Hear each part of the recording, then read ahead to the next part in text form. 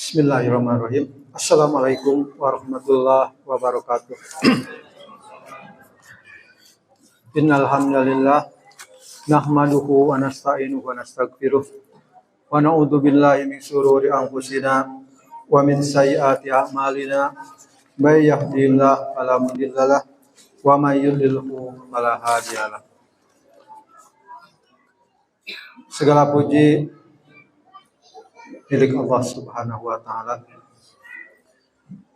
Salawat beserta salam semoga tercurah kepada junjungan kita Nabi Muhammad sallallahu alaihi wasallam, suri teladan terbaik. Hadirin jamaah salat Isya dan salat tarawih yang dimuliakan Allah Subhanahu wa taala. Pada kesempatan ini saya mendapat amanah untuk menyampaikan kultum dengan tema menjaga lisan, menjaga pahala. Hadirin rahimakumullah,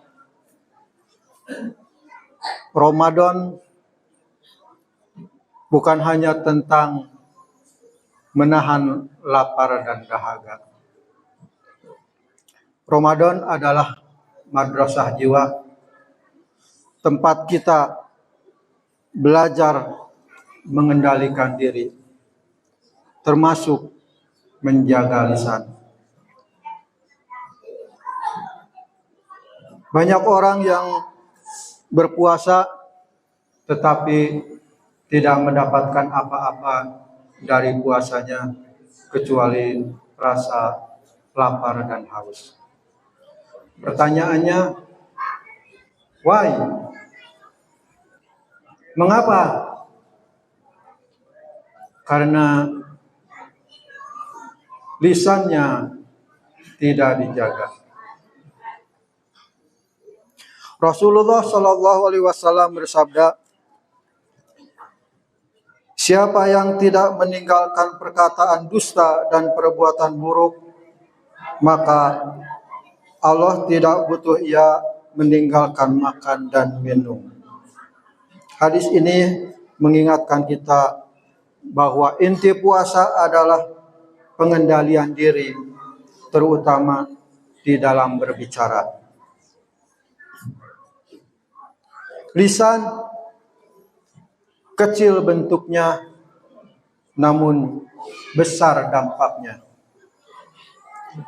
Lisan adalah nikmat dari Allah Subhanahu wa taala, tetapi bisa juga menjadi sebab celaka.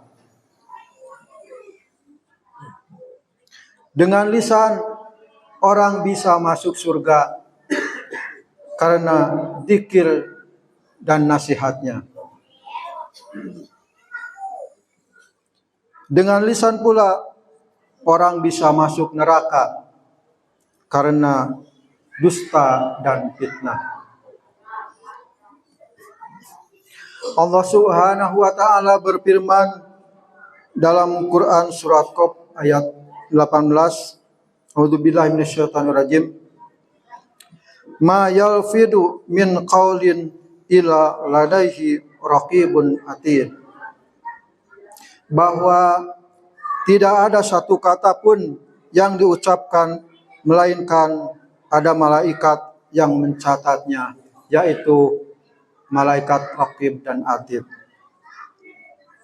Ini menunjukkan betapa berharganya setiap ucapan kita. Kita perhatikan Bapak Ibu, penyakit lisan yang sering terjadi di bulan suci Ramadan.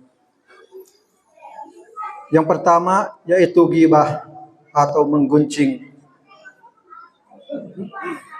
Ngomongkeun batur meskipun itu benar. Kemudian fitnah, adu domba, mengabarkan kabar yang belum tentu itu kebenarannya. Lantas berkata kasar dan marah-marah, padahal Allah Subhanahu wa taala memerintahkan kepada kita agar kita berucap, sesungguhnya aku sedang berpuasa. Kemudian penyakit yang selanjutnya yaitu bercanda atau guyon. Terlebih kita orang-orang Sunda, kita sering guyon, sering banyol. Namun hati-hati Bapak Ibu, karena bercanda yang berlebihan bisa menyakiti hati orang lain. Dan di era media sosial, lisan tidak hanya dari mulut, tetapi juga dari jari.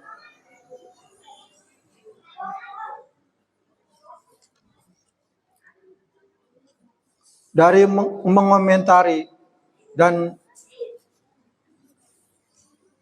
menyebarkannya. Ini akan dipertanyakan pertanggungan jawabannya. Nah, hadirin, bagaimana cara menjaga lisan di bulan Ramadan? Perbanyaklah zikir dan tilawah Al-Quran. Ketika lisan sibuk dengan kebaikan, maka ia tidak sempat untuk berbuat keburukan.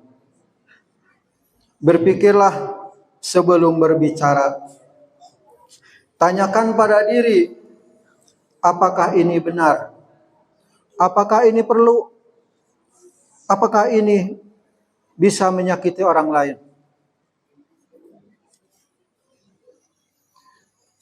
Diam adalah pilihan mulia. Rasulullah Shallallahu Alaihi Wasallam bersabda, "Man kana yu'minu billahi wal yaumil akhir, fal yakul khairan aw liyasmut." Barang siapa beriman kepada Allah dan hari akhir, maka ucapkanlah yang baik atau diam. Hadirin, ingat, pahala puasa sangat mahal.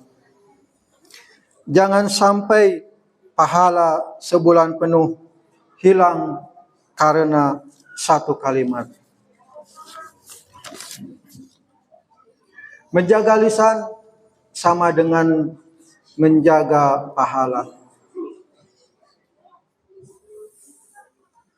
Puasa adalah ibadah yang pahalanya langsung Allah yang akan membalasnya. Dan betapa ruginya jika pahala yang besar itu terkikis karena lisan yang tak terkendali. Mari kita jadikan Ramadan sebagai latihan untuk 11 bulan berikutnya. Jika kita mampu menjaga lisan selama Ramadan, insya Allah kita mampu menjaganya setelah Ramadan. Semoga Allah Subhanahu wa Ta'ala menjadikan kita hamba-hamba yang mampu menjaga lisan, menjaga hati, dan menjaga pahala puasa kita. Wassalamualaikum warahmatullahi wabarakatuh.